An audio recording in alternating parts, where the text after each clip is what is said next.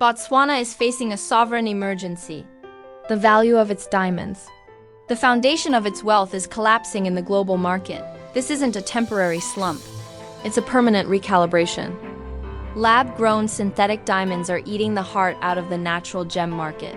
The world is moving on. For decades, Botswana mastered the game of diamond extraction and ethics.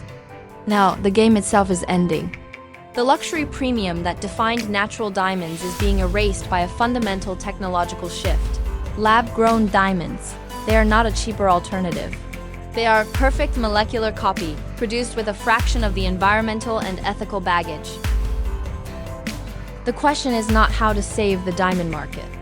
It's this: what does Botswana build with the final wealth of its diamond era to secure its next 100 years?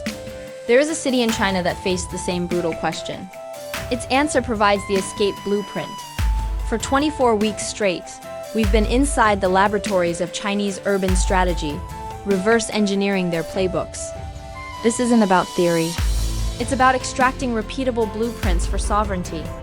Every principle we apply is stress-tested in a specific Chinese city first. And this week, the critical model comes from a city that faced its own extinction event. City 24, Yulin, Shanxi. Yulin was built on coal. Then, China's dual carbon targets demanded it shut its mines. Its economy was sentenced to die. Yulin's response was radical. It used the last profits from coal to forcibly build the next industrial economy. Green hydrogen and chemicals on top of the old one's infrastructure. It didn't diversify. It executed a sovereign transition, owning the bridge from the past to the future.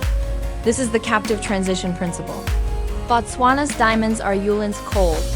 The declining royalties are not just income. They are the captive capital to finance this pivot. But to what? The bridge isn't another mine. The bridge is a global bottleneck. Heat. Every advanced technology, AI, electric vehicles, 6G hits a thermal wall. Performance is limited not by software, but by the physical inability to stay cool. The best material on Earth to solve this is diamond. Not for jewelry. For its unrivaled ability to conduct heat away from microchips and batteries. Botswana's sovereign pivot is this: become the indispensable source of thermal management for the next economy. The blueprint: from gem sovereign to thermal sovereign. How? By combining Yulin's principle with 7 other strategic systems decoded from China's cities. First, the Golog Anchor. In Qinghai, Golog guards the headwaters of the Yellow River. Its entire strategy is based on protecting that single source, making it indispensable to everyone downstream. This is the legal foundation. Botswana must enact a Diamond to Tech Sovereignty Act. This law does 2 things. It creates a sovereign patent pool to capture all new intellectual property, and it gives the state the right to co-invest in any venture using its carbon for high-tech applications. It turns a geological gift into a legal claim on the future. Second, the Wanzhou Narrative. After the Three Gorges Dam flooded its old city, Wanzhou was left with a useless residue, silt.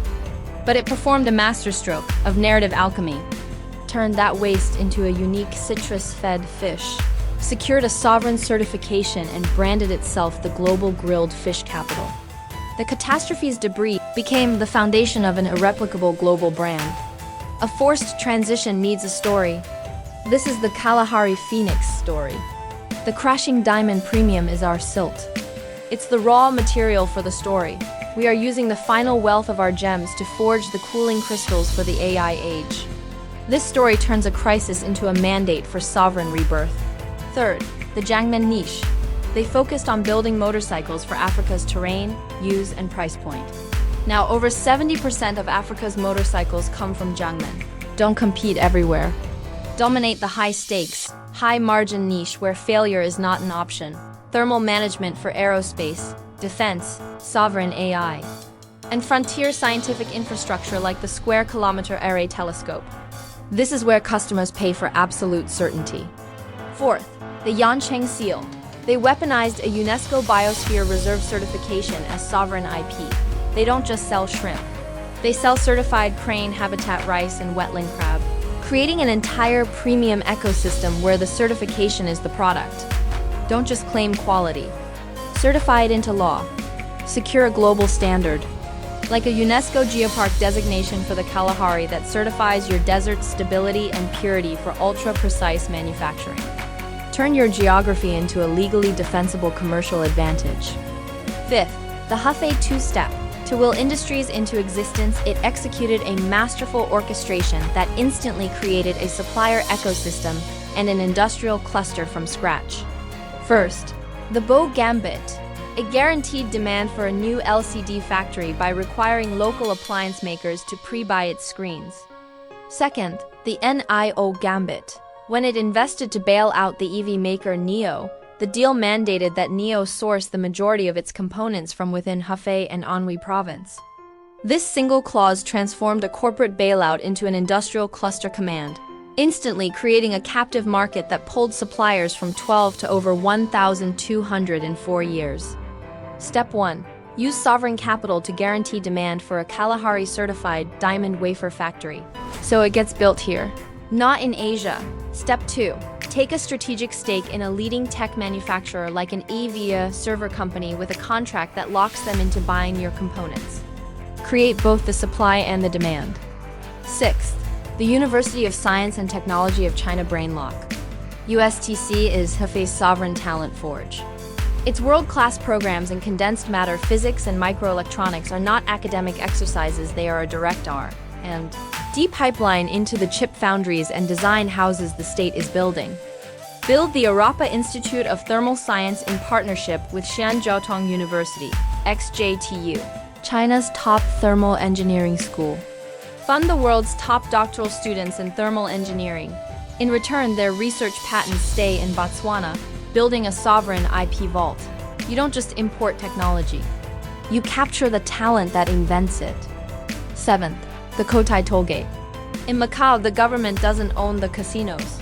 It owns the exclusive license to operate them, guaranteeing perpetual revenue.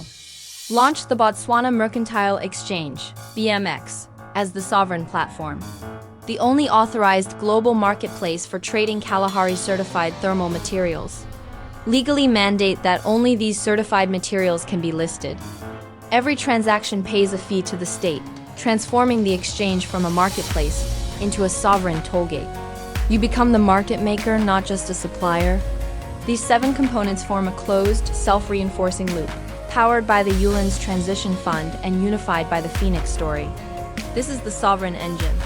It transforms diamond-era wealth into permanent control over a critical layer of the future's infrastructure. Thermal integrity.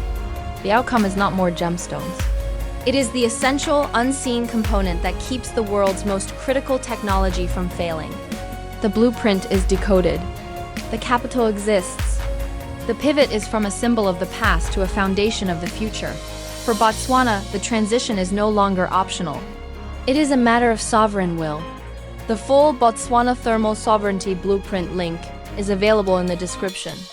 For institutions or leaders ready to move from insight to execution, the conversation begins with a strategic audit. Contact details are in the bio. This is China in 5. We decode the operating systems of sovereignty. Next week, we apply a new principle. The alchemy of craft will decode how Zibo, China's ceramics capital, provides the blueprint to transform Mexico's Talavera heritage into a sovereign global design standard.